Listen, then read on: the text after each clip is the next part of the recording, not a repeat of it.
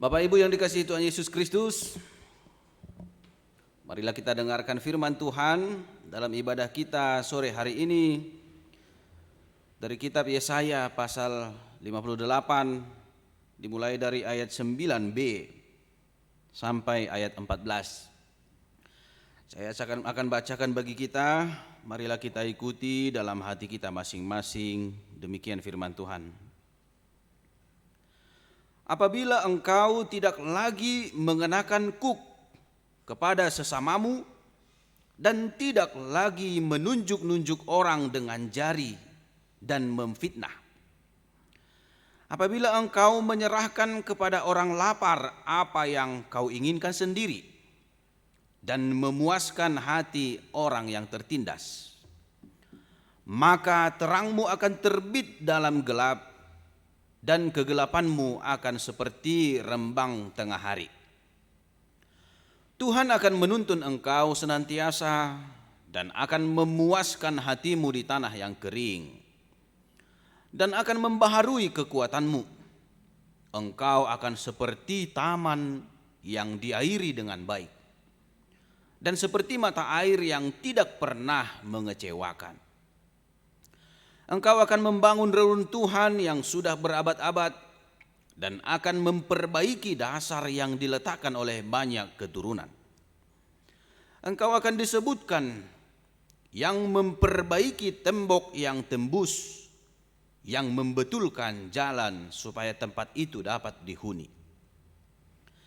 Apabila engkau tidak menginjak-injak hukum Sabat dan tidak melakukan urusanmu pada hari kudusku, apabila engkau menyebutkan hari Sabat hari kenikmatan dan hari kudus Tuhan hari yang mulia, apabila engkau menghormatinya dengan tidak menjalankan segala acaramu dan dengan tidak mengurus urusanmu atau berkata omong kosong, maka engkau akan bersenang-senang karena Tuhan dan aku akan membuat engkau melintasi puncak bukit-bukit di bumi dengan kendaraan kemenangan.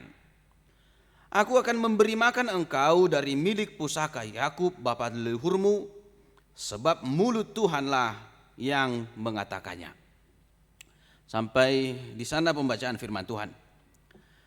Bapak Ibu yang dikasihi Tuhan kita Yesus Kristus, nats ini adalah sebuah peringatan dari Nabi Yesaya pada seluruh bangsa Israel. Apa yang dia sampaikan adalah keinginan Tuhan, kehendak Tuhan supaya bangsa Israel beribadah dengan benar. Beribadah dengan benar. Seperti yang dinamakan dengan topik minggu kita tadi, ibadah yang berkenan kepada Tuhan. Inilah keinginan Tuhan, inilah keinginan Allah, supaya ibadah mereka berkenan kepada Tuhan, berkenan kepada Allah. Tentu kalau dikatakan ibadah yang berkenan kepada Tuhan, pasti ada ibadah yang tidak berkenan kepada Tuhan. Nah, di mana perbedaannya ini? Ibadah yang berkenan kepada Tuhan dengan ibadah yang tidak berkenan kepada Tuhan. Nanti akan kita lihat satu persatu. Namun terlebih dahulu saya akan mengajak kita sekalian Bapak Ibu, saudara-saudara kami yang kami kasih dalam Kristus Yesus, melihat dahulu apa alasan Allah supaya bangsa Israel diingatkan untuk beribadah dengan baik, dengan benar. Karena itu juga yang ingin disuarakan kepada kita pada sore hari ini. Beribadahlah dengan benar. Hendaklah ibadahmu berkenan kepada Tuhan. Mengapa bangsa Israel diminta untuk beribadah dengan benar kepada Tuhan? Tentu karena ada janji-janji berkat yang akan mereka terima dan akan kita terima dari Tuhan. Nabi Yesaya menerangkan beberapa berkat yang akan diterima orang yang beribadah dengan benar bagi Tuhan. Yang pertama, di ayat 10b dikatakan, maka terangmu akan terbit dalam gelap. maka terangmu akan terbit dalam gelap, dan kegelapanmu akan seperti rembang tengah hari.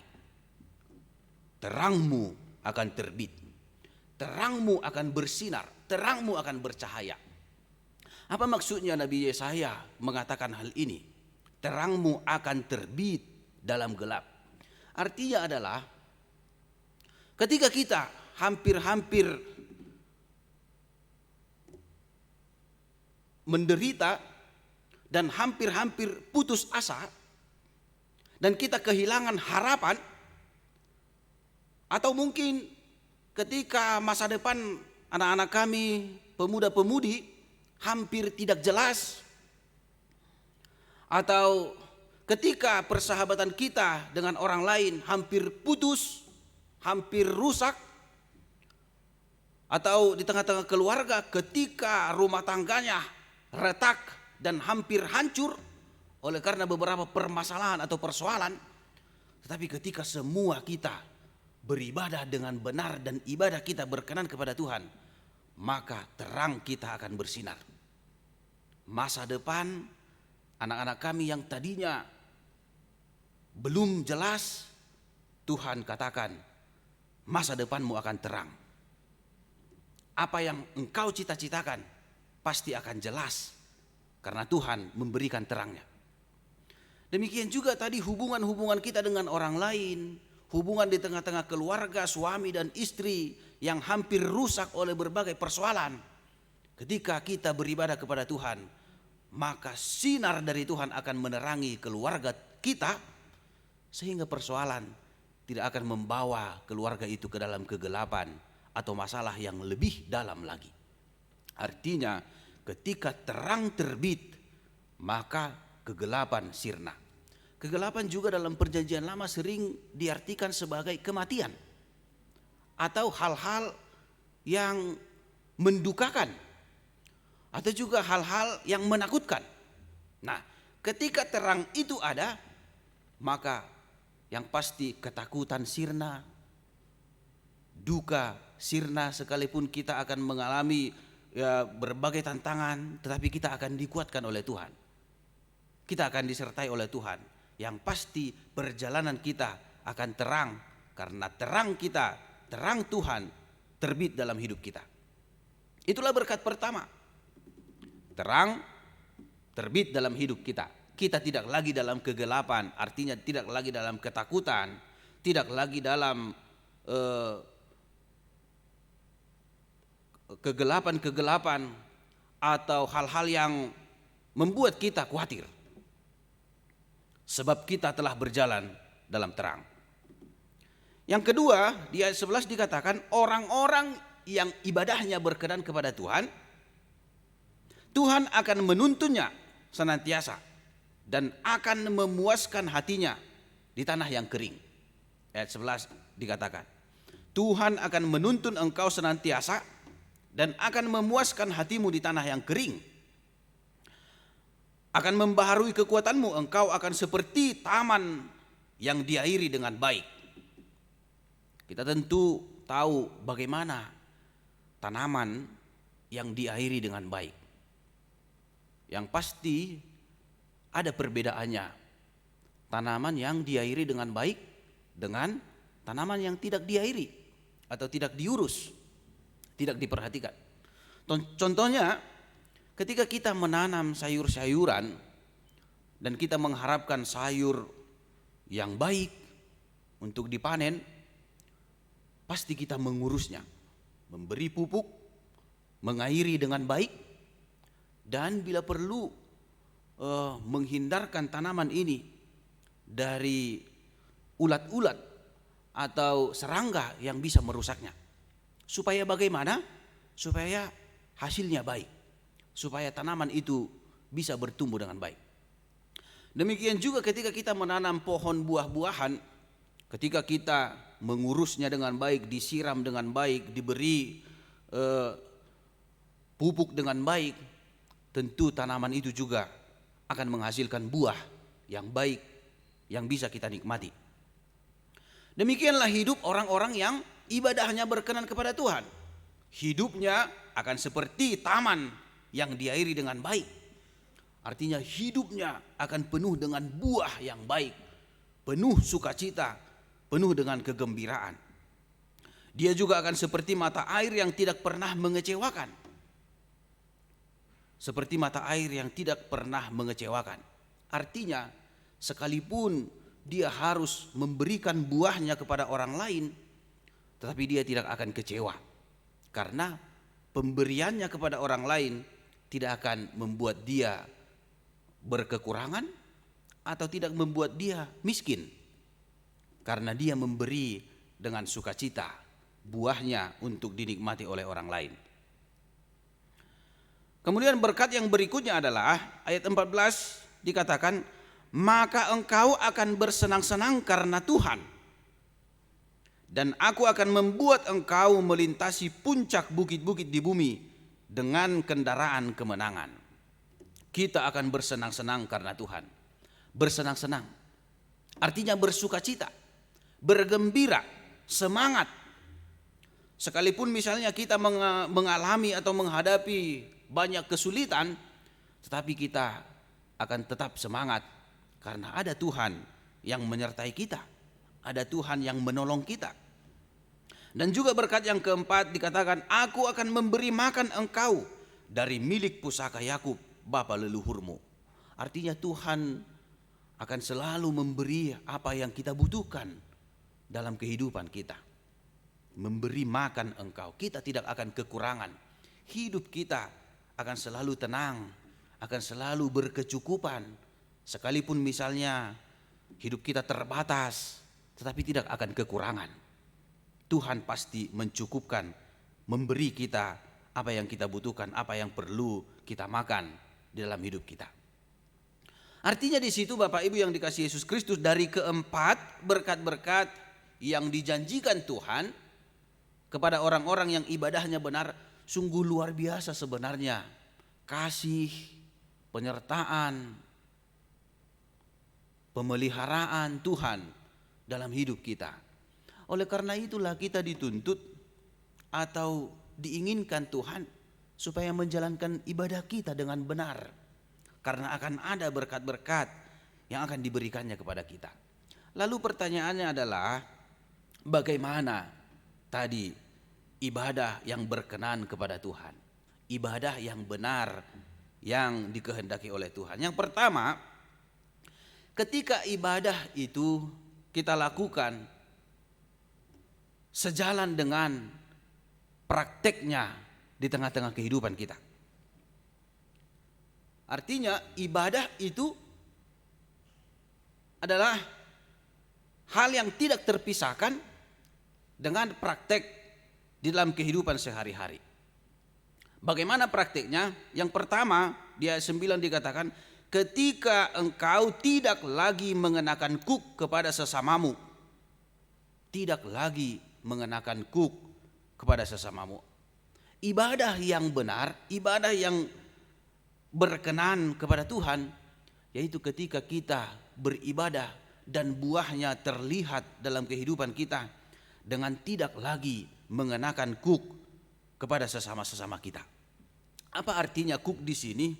Kuk biasanya menggambarkan pemaksaan, karena kuk ini biasanya dipakaikan kepada lembu atau kerbau yang akan membajak sawah, dan kuk ini harus ditarik oleh lembu atau kerbau itu untuk membajak sawah. Artinya di situ ada pemaksaan, ada perhambaan atau perbudakan. Jadi ketika Yesaya mengatakan, apabila engkau tidak lagi mengenakan kuk kepada sesamanya, ketika buah dari ibadah kita terlihat dalam kehidupan kita sehari-hari, kita membebaskan orang lain, tidak memaksakan kehendak kita, tidak lagi memperhamba atau memperbudak orang lain. Itu yang dinamakan ibadah yang benar.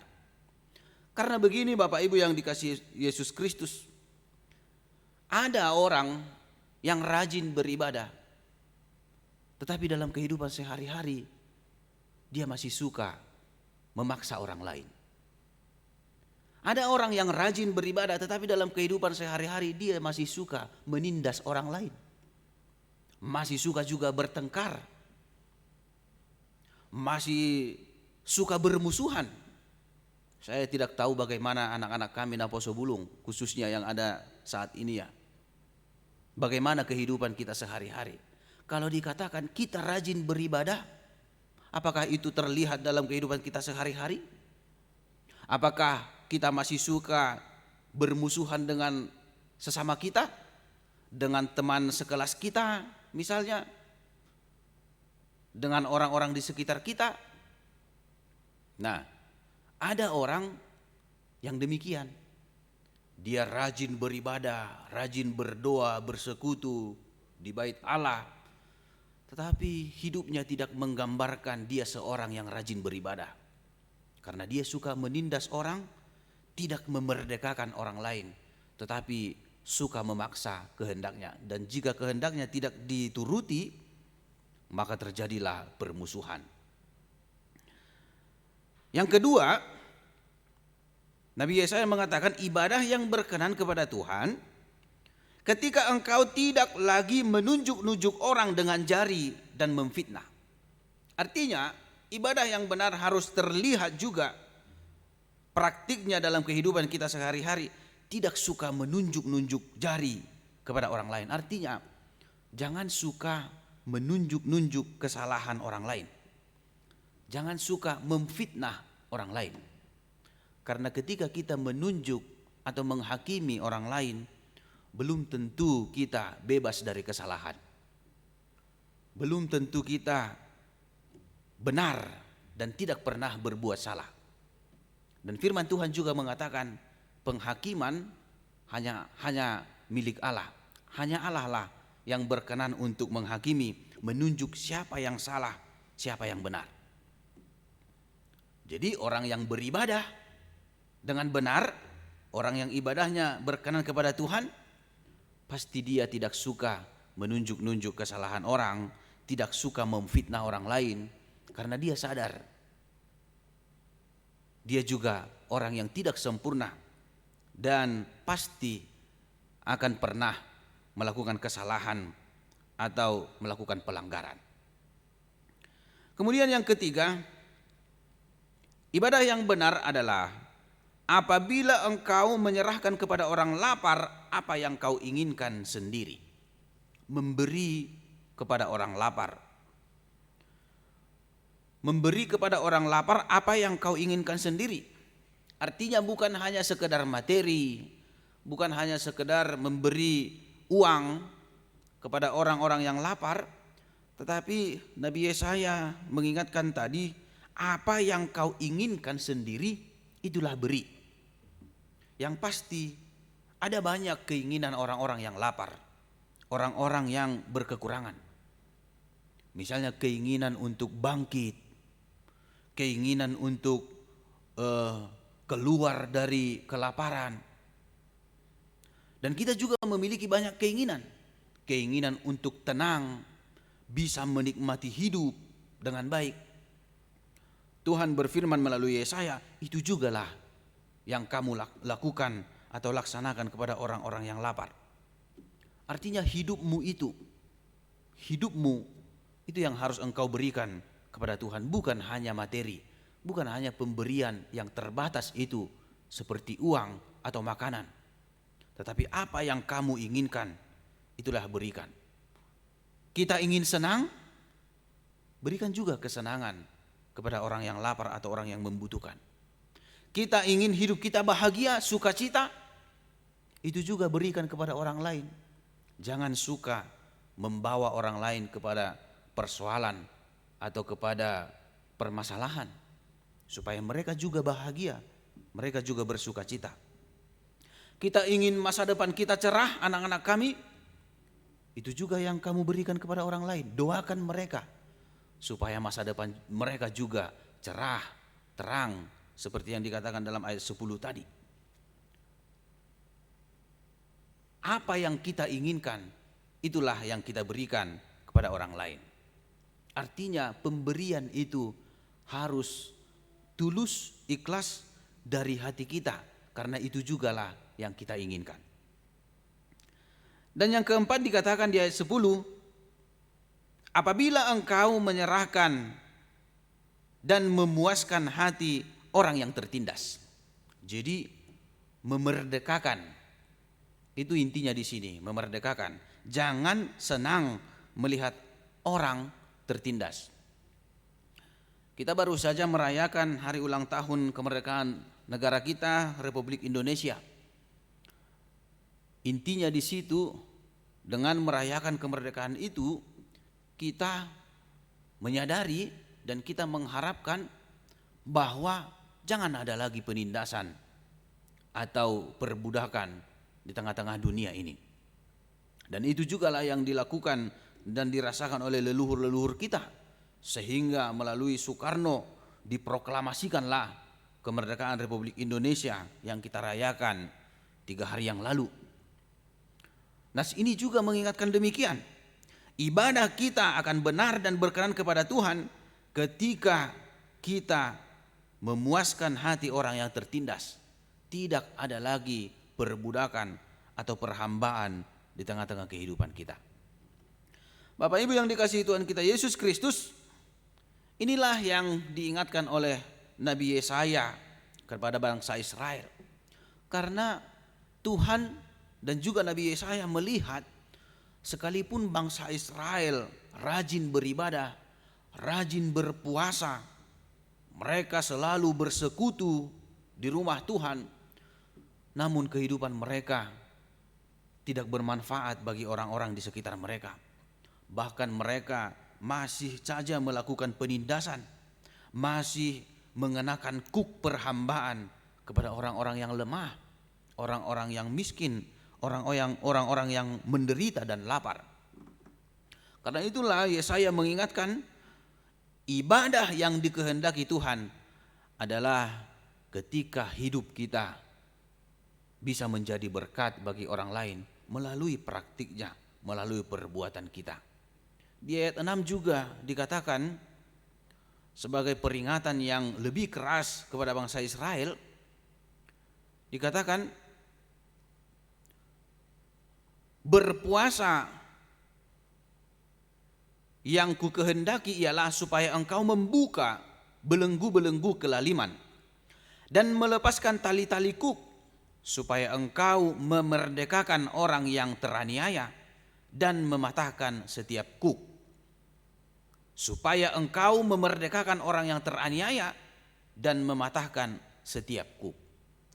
Jadi yang terjadi ketika itu, ketika bangsa Israel sibuk dengan seremoni-seremoni mereka, rutinitas atau ritus-ritus keagamaan mereka, mereka lupa memberi perhatian kepada orang-orang sekitar mereka. Mereka lupa untuk menolong orang-orang yang ingin ditolong atau butuh ditolong. Mereka bahkan mempergunakan kesempatan untuk meraih perhatian daripada penguasa-penguasa dengan menghakimi atau memfitnah orang lain. Itulah yang terjadi. Jadi buat apa ibadahnya? Buat apa mereka berpuasa? Bukankah hal itu hanya untuk menambah penyakit mereka?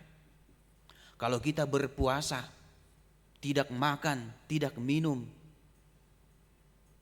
tetapi hidup kita tidak bermanfaat, apa gunanya puasa kita? Bukankah itu hanya menambah penyakit dalam tubuh kita? Karena tidak makan, tidak minum, tetapi buahnya tidak ada. Tetapi puasa yang benar bukan hanya menahan lapar, tidak makan dan tidak minum, tetapi apabila hidup kita mau memberi manfaat atau buah yang bisa dinikmati oleh orang lain dalam prakteknya. Itulah ibadah yang dikehendaki Tuhan, ibadah yang berkenan kepada Tuhan. Oleh karena itu Bapak Ibu yang dikasihi Yesus Kristus, sudah selayaknya lah kita memeriksa diri kita. Bagaimana ibadah kita selama ini? Artinya hidup kita, bukan persekutuan kita di gereja ini. Benar ini adalah ibadah. Tetapi ada satu ahli teolog mengatakan bahwa ibadah yang sesungguhnya adalah hidup kita. Atau hidup kita ini adalah ibadah. Lalu sudah bagaimana ibadah kita selama ini? Sudah bagaimana kehidupan kita? Apakah sudah memberikan manfaat bagi orang lain?